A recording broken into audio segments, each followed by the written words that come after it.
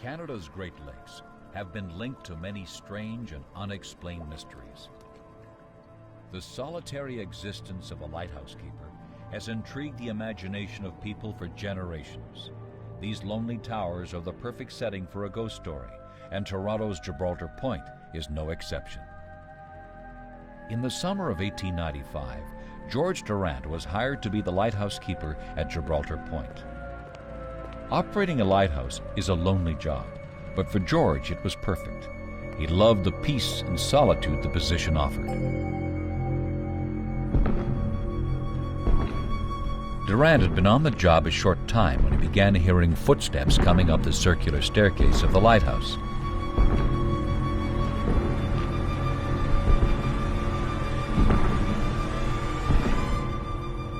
Each time he heard the footsteps, he would investigate, and each time he found no one on the steps.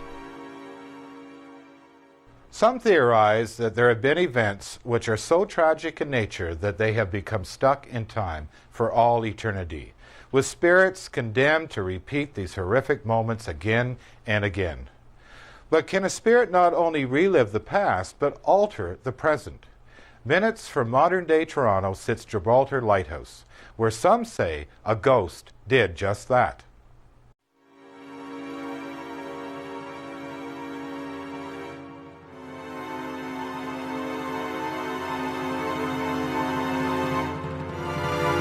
One afternoon, while looking down from the lighthouse, Durant witnessed a bloodied, armless man who looked like he had been in a horrible accident.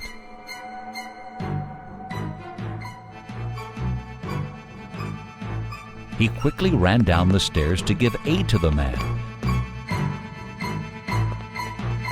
But when he reached the base, this armless man had vanished.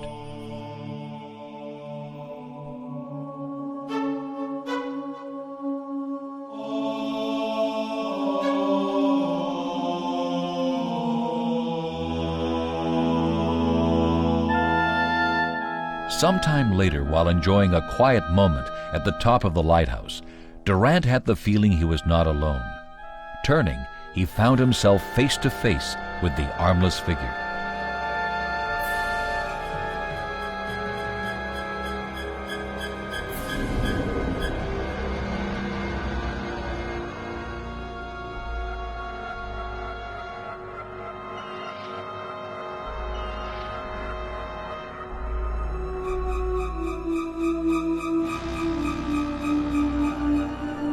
He saw the armless figure again one afternoon while performing maintenance, and again the figure disappeared. Durant ran to the railing where he saw the bloody figure at the base of the lighthouse. It seemed to Durant as if the man wanted him to follow.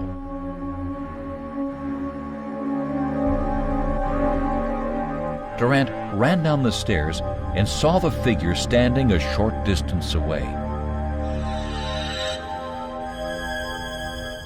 For a brief moment, they made eye contact.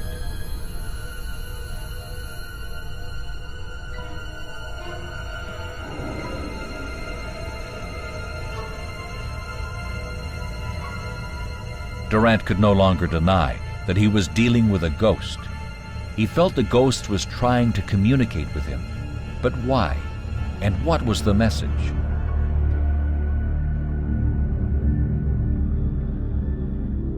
Searching for an answer to the ghost's appearances, Durant decided to go through the old lighthouse logs.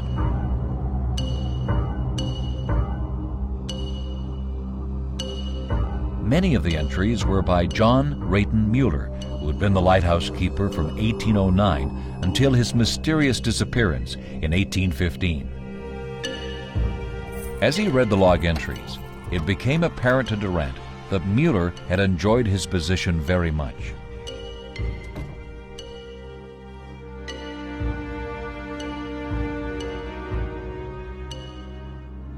Durant also learned Mueller had sold bootleg whiskey from the lighthouse to earn extra money.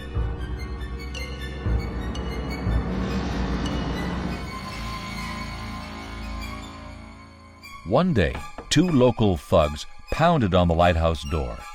No one can say for sure what the motive for the visit was. Did they want to buy whiskey, or were they there to rob Mueller? After a brief exchange of words, Mueller decided he did not want to do business with them.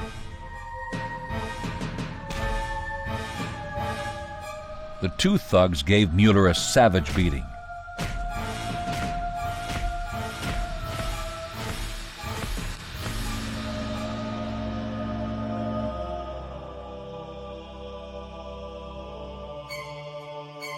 One of them decided to take things further.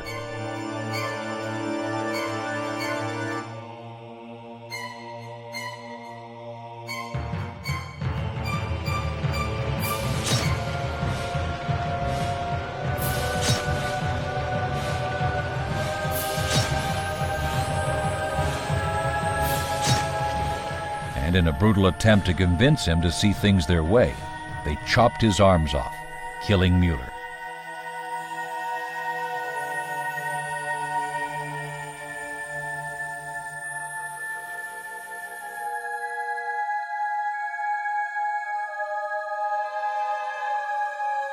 The two thugs searched the lighthouse, but all they found was one bottle of whiskey.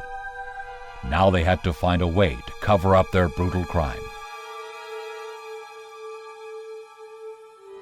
They decided Mueller's body would be hacked to pieces, wrapped in burlap, and then buried on the island.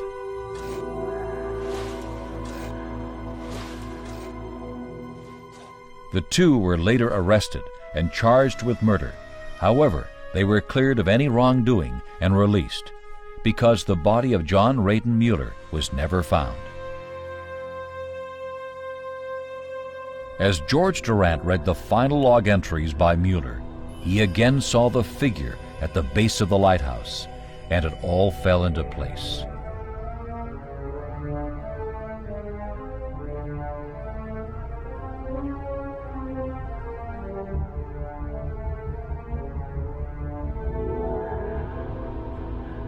He ran to the spot where the armless ghost had been standing. There he found an empty bootlegger's bottle.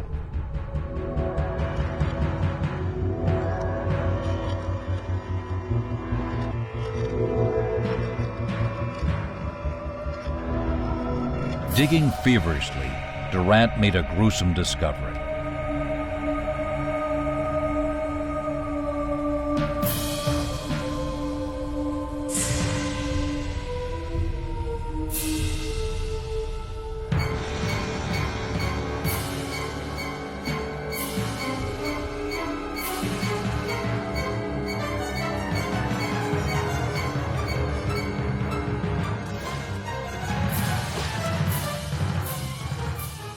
Although Durant never told authorities how he found the body, as a result of his discovery, the two suspects were arrested, charged, and convicted of Mueller's murder.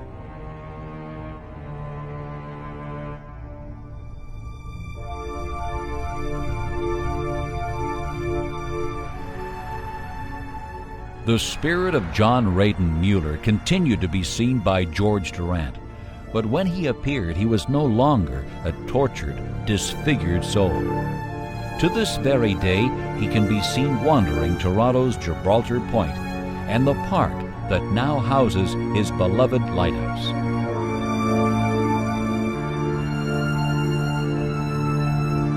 It seems that Mueller decided long ago to remain close to the only place on earth he considered his home.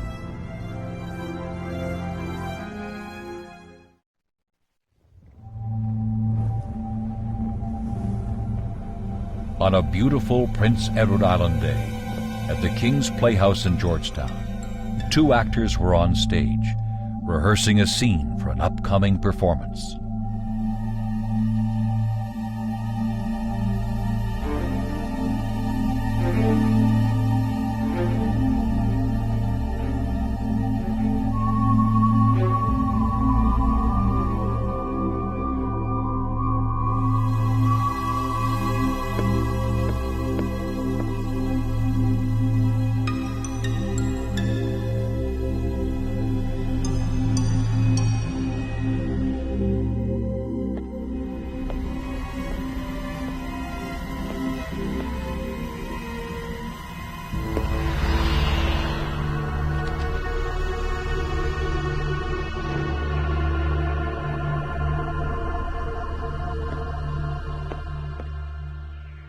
The actors were shocked at the vision.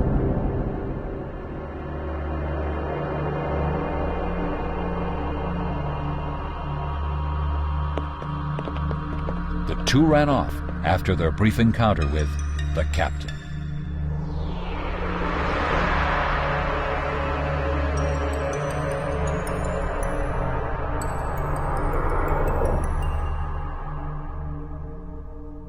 King's Playhouse has had a torrid history, burdened by tragedy and lifted through victory, and within these walls, part of that history lives on in the form of a resident phantom.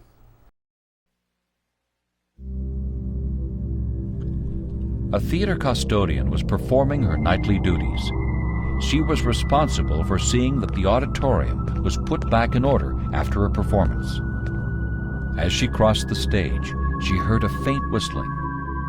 As she stopped to listen, the whistling faded away. Perplexed, she continued on her way through the auditorium.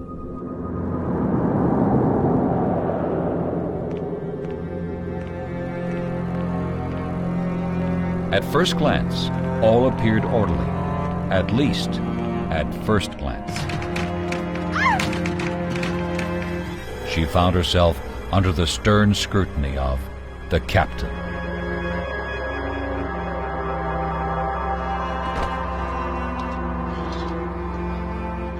Another had been witness to Captain George. The King's Playhouse is a replica of the one which was destroyed by a major fire in the winter of 1983.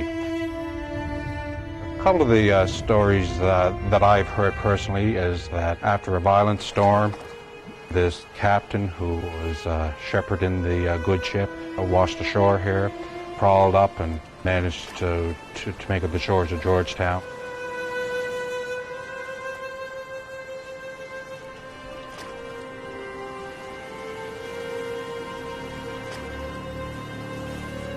And it is believed that his presence inhabits this facility.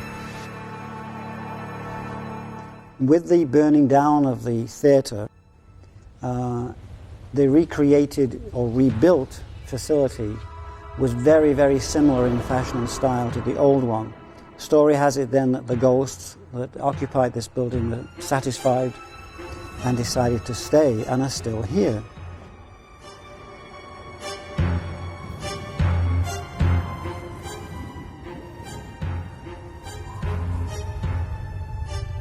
What seems to have happened is originally the railroad was here, and this area which the theatre now sits on was at one time known as Kent County, and contained also the graveyards from the oldest church on the island, which is just across the way there.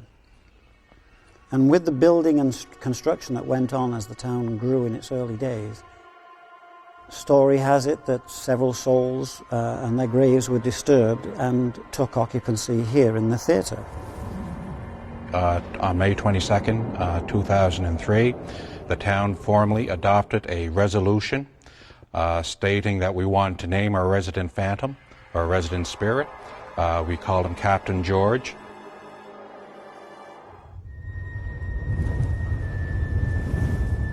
During a rehearsal, the sound technician sat at her station, awaiting her cues.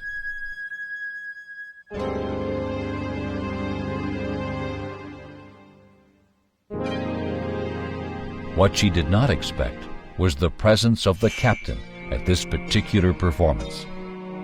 As she was going through her cues, she felt uneasy, as if she was being watched. The source of her discomfort seemed to be coming from over her left shoulder. When she looked, she saw the captain sitting in his newly appointed seat.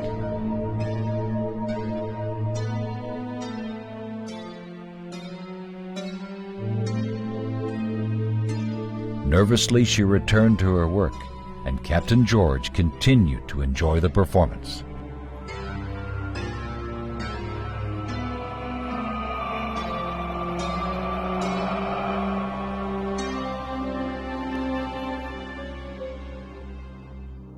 An interesting event was the fact that the town council decided that the captain, rather than having to occupy whichever seat happened to be available for him so he could enjoy the show, passed a motion in council.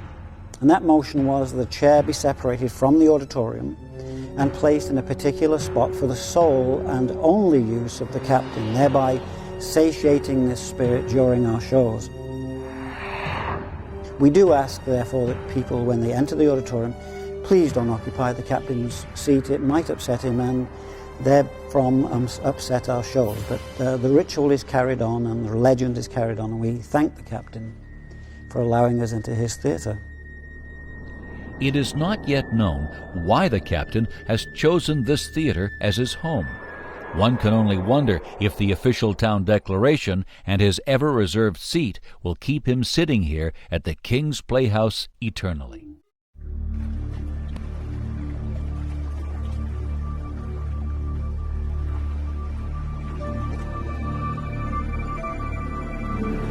A Thunder Bay couple rented a boat for a visit to White Otter Castle. They had heard so much about the isolated castle, but neither had been there before. They had planned to spend the day. It turned out to be the longest day of their lives.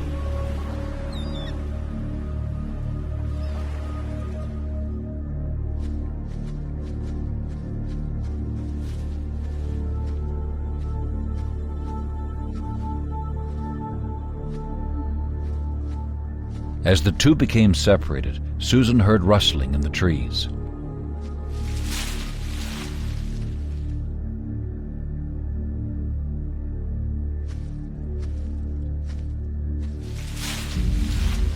She had lost her bearings and called out to her boyfriend, Jake. There was no response, so she continued on. Susan felt uneasy, as if something was following her. Susan ran in terror after she saw a strange man suddenly appear out of nowhere. She ran as fast as she could, trying to outrun the strange man who was chasing her. The ghostly apparition pursued her.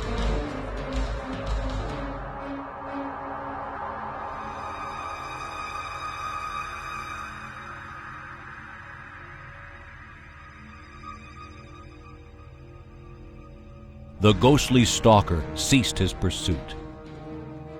It looked as though she had outrun whatever was pursuing her.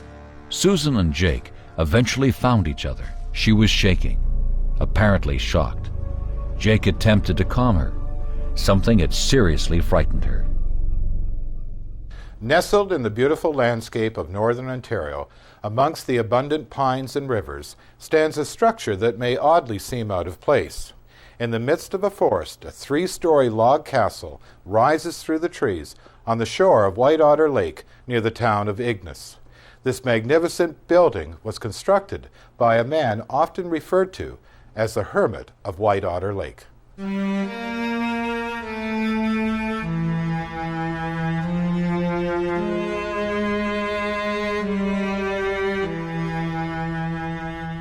castle was built by Jimmy McHewett.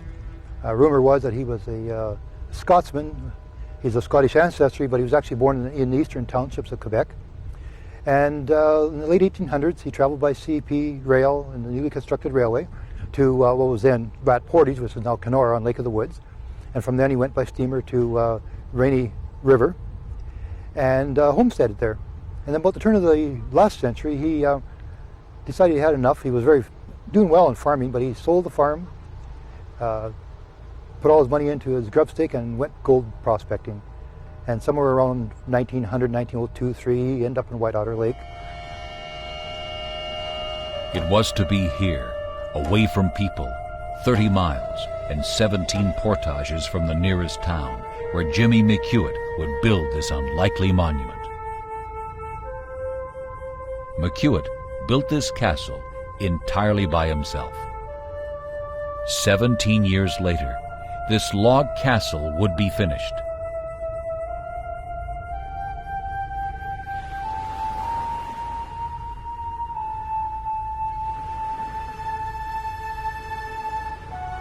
It is thought Jimmy built the White Otter for his young bride. Unfortunately, she was thousands of miles away in Scotland, but she was to join him soon. He wanted to build a majestic home for himself and his new wife, a castle for his queen. He continued to build, anticipating her arrival. As the castle grew, so did his impatience. His obsession began to eat at him, and soon this castle would consume him. His bride never came. In 1921, the body of Jimmy McHugh was discovered when it washed up on the shore of White Otter Lake. His death was considered suspicious. No one knows how Jimmy drowned in the waters of the lake. Jimmy McHugh was buried in a grave adjacent to his castle. There are tales told around campfires of Jimmy eternally wandering the grounds of White Otter Castle. The couple walked down to where the boat was docked, only to find that it was no longer there.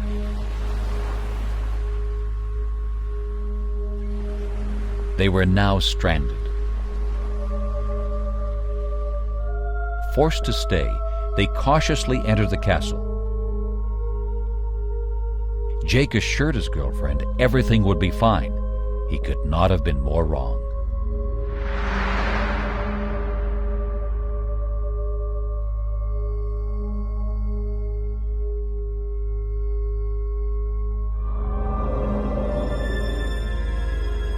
Jake stopped when he heard footsteps above him.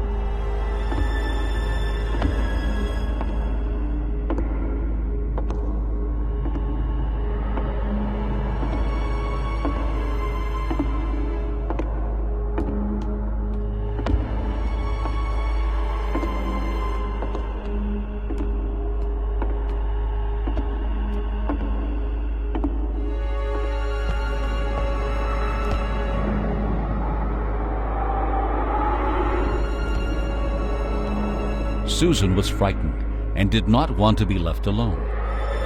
She quickly decided to join her boyfriend upstairs.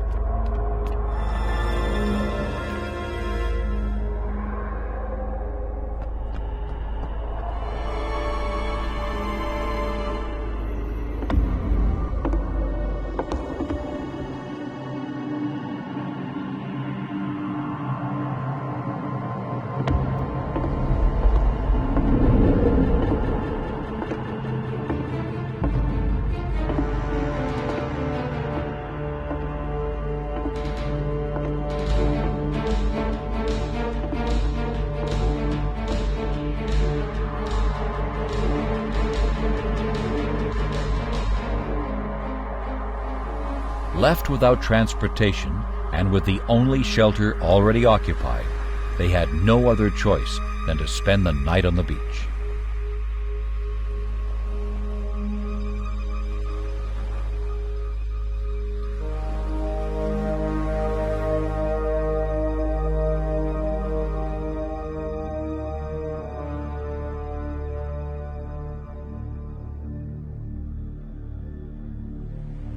The next morning they awoke to a pleasant and relieving surprise. The boat was exactly where they had left it the previous day. Discussion of the events was far from their minds. They simply wanted off this island. Exhausted and confused, they loaded the boat for the return trip home, leaving behind the castle and the hermit who still dwells there.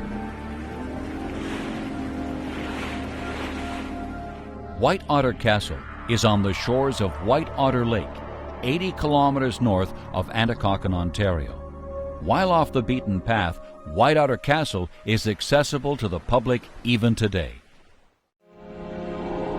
Over a century ago, railroad baron William Mackenzie built the house of his dreams in Kirkfield, a quaint town in rural Ontario. This house is now a beautiful country inn. A desk clerk was starting his first shift at the Mackenzie Inn. He had no idea this was to be a night like no other.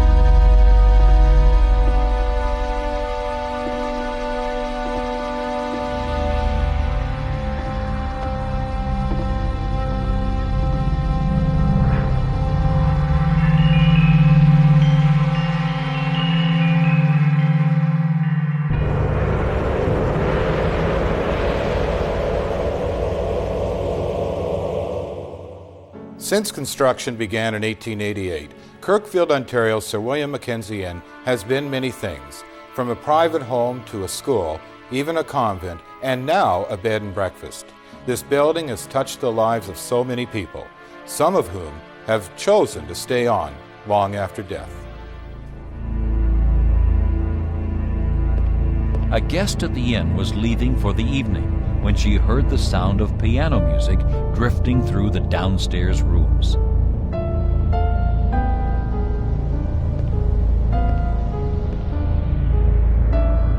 She followed the sound into the billiard parlor and heard the clack of pool balls in this otherwise empty room. Once again, she was startled to hear the sound of music, this time seeing a ghostly young girl seated at the piano. The child looked at her and quickly darted away. She was angry at the woman for interrupting her playing.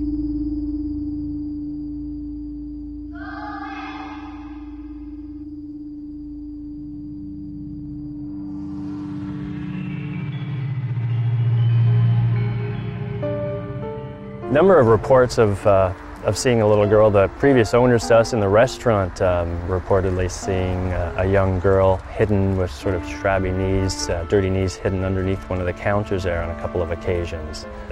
In one of the closets up on the third floor where the domestic servants used to be during Mackenzie's time. And there's a very large lead-lined cistern up there that holds a whole lot of water. And a couple of different mediums had these impressions that a young girl might have been abused or drowned there, or perhaps even her body was put there after some foul play had come to her. Some people have said that they've seen a ghostly nun walking back and forth between the main residence, the inn, and the gatehouse. And of course, it was the sisters in the early 30s that put the extension on the gatehouse and built it into a two-floor building with the classrooms up there. And there's actually old original signatures on the walls up there of the tradespeople that built it. So there certainly can be a presence there, perhaps. A noted psychic was staying at the Mackenzie Inn. She was awakened with the sensation of the entire room rocking, as if shaken by giant hands.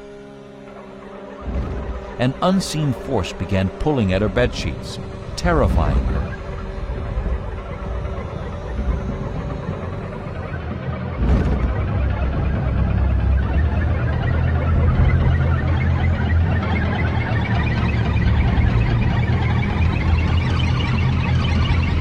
Without a moment's hesitation, she ran from the room.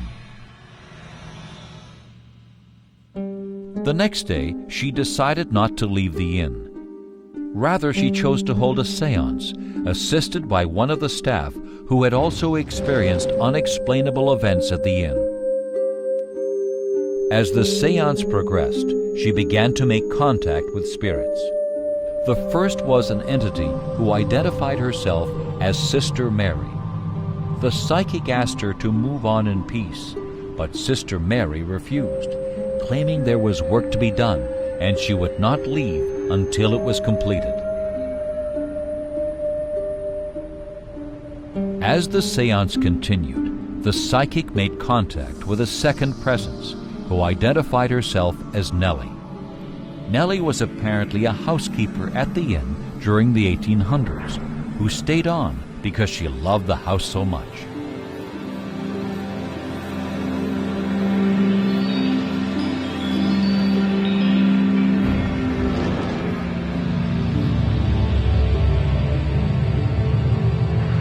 The psychic was exhausted, and the séance came to a close.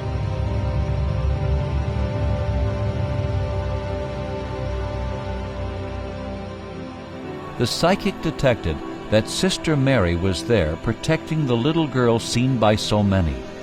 Feeling she had failed to protect her in life, she was compelled to do so in death. That night, the psychic was awakened by a blinding blue light. She didn't know what to make of it until she looked over and saw the figure of Nellie knitting peacefully. Amazingly, the psychic remained calm and felt an overwhelming sense of warmth and joy emanating from Nellie.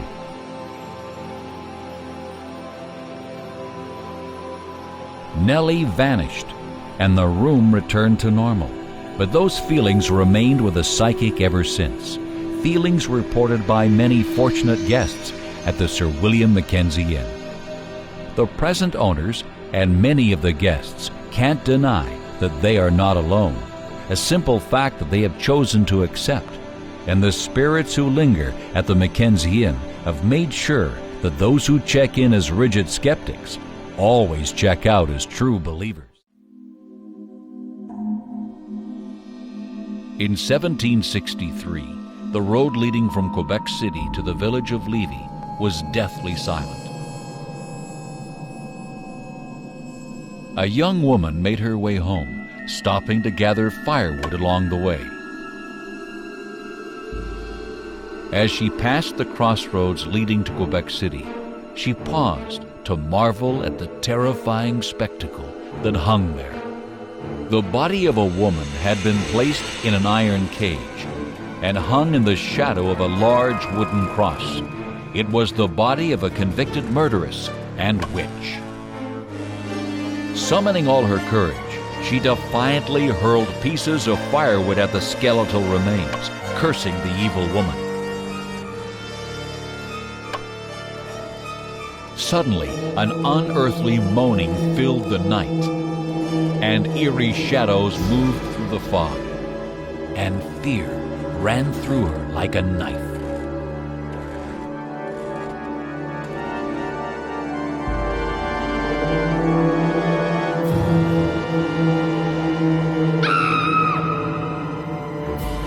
She ran, but wherever she looked, she saw something in the fog and heard the moaning.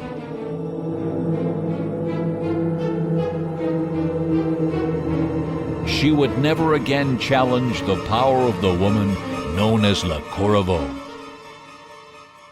Occasionally, a ghost story goes beyond being a tale and becomes an integral part of local culture. In Quebec City, the story of Le Corriveau is just that. A woman found guilty of witchcraft and murder has become a beloved part of Quebec history. The legend of Le Corriveau has a real special meaning to the people here in Quebec. When I came here, it was just something that they were constantly talking about. So after an extensive amount of research, the one thing that I did uncover is that there wasn't one story about this woman that was exactly the same. Historical records show that Marie Corriveau was a beautiful young woman who lived near Quebec City during the 1760s. She had many suitors and eventually married. They settled down to what her husband hoped would be a normal life. He didn't know that Marie had a secret occupation. When her husband was away, she would place a lantern in the window. This was a signal to her customers that it was safe to enter by the back door. This secrecy was vital, as Marie's business was witchcraft. Marie had been a practicing witch since childhood and had a very successful business selling her charms and potions to wealthy customers.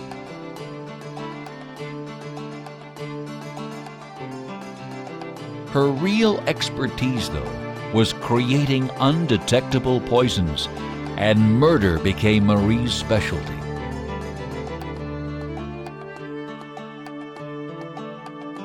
Marie kept her business a secret from her husband until he came upon some of her charms.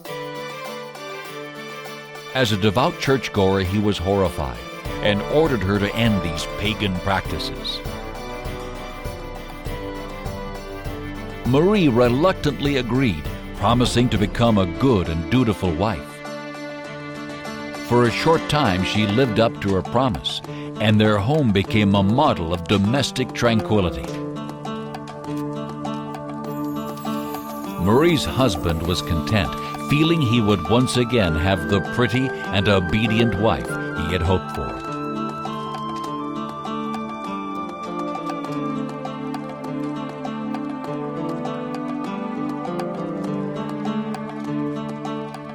Marie did not share his contentment and had no intentions of giving up her profitable business.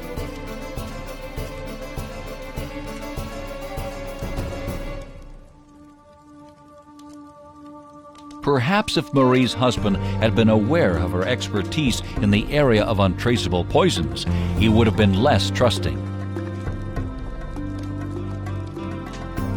Marie used all of her experience to create a very special surprise for her husband.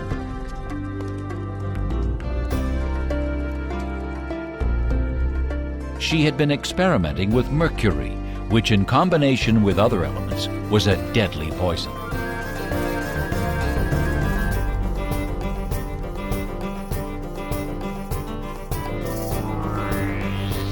One morning, as her husband quietly slept, Marie entered the bedroom, carrying her newest creation.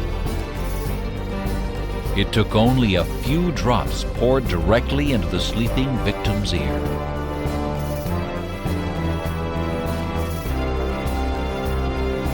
The effects were almost instantaneous.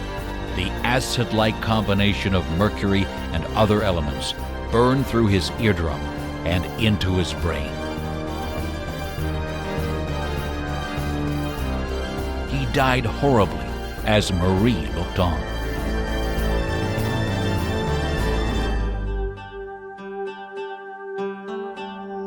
In a tribute to her skills, Marie's poison was undetected, and it was declared that her husband died naturally of a stroke, leaving her to continue her profitable business unencumbered.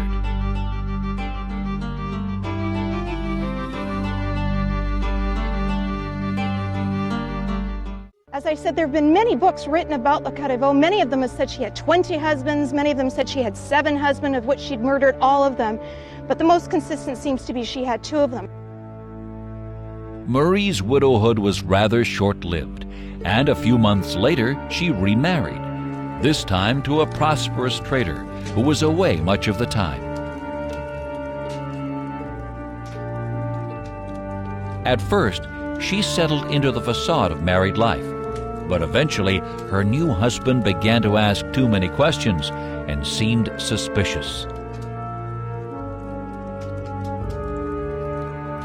Marie began to feel he was a liability and decided to take action.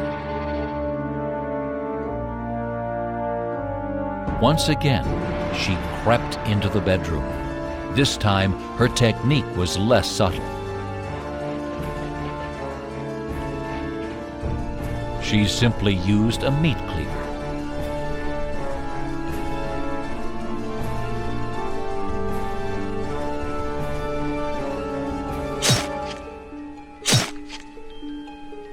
She dragged the body to a nearby stable and tearfully claimed her husband had been trampled to death.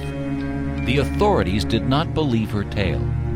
Then Marie deviously accused her own father of the murder, and he was tried and sentenced. Her father confessed to a priest that he had pled guilty only to protect his daughter. Marie was quickly arrested, and the press dubbed her Le Carrevaux. She was tried and sentenced to hang. This was the first death warrant issued by the new British government.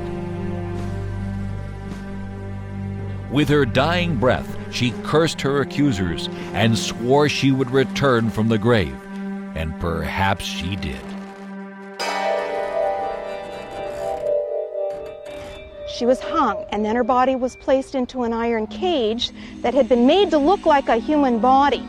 This cage was hung up on public display, which was a big punishment for the British at that time. And that's when the ghost sightings started. Many of the residents of Levy, where this cage was hung up, said that they were seeing ghost sightings of Le Carrevaux during the night. They heard blood-curdling screams coming from this cage. It was extremely terrifying. Finally, they couldn't stand anymore, and they demanded that the British authorities bury that cage. A passing vagrant who was unaware of the strange events surrounding the cage was hired to remove it.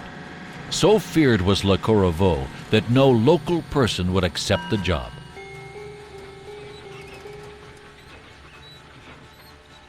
For a few shillings, he was told to drag the cage into the forest and bury it in an unmarked grave.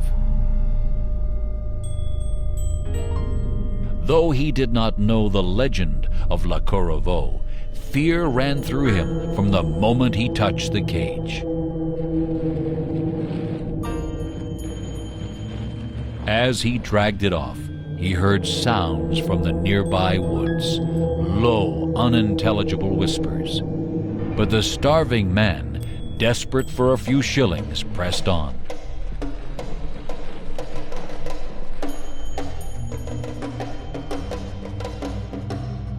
He buried the cage at a secret location, and in this unmarked grave, the legend of Le Corriveau should have ended.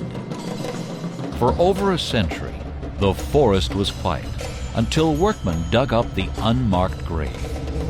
Knowing the legend of Le Corriveau and the value of the cage, a famous showman made a very regrettable decision.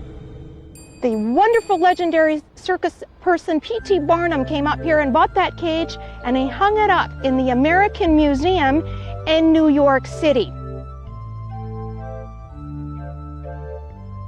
Now, no sooner was that cage hung up on the 4th floor when a terrible fire broke out at the museum, which eventually burned it right to the ground. And unfortunately, so did that cage burn and melt, which put an end to one of Quebec's most infamous murderesses. With this cage, there came some unnerving experiences, such as the museum burning down to the ground, the apparitions of Le Corriveau, the screaming noises. One can say that this cage certainly contributed to the legend of Le Corriveau. Though Marie Corriveau's infamous cage was destroyed with Barnum's museum, more than just her story survives. Perhaps the spirit of Quebec's most beloved and notorious legend will live on forever at the crossroads leading into the city.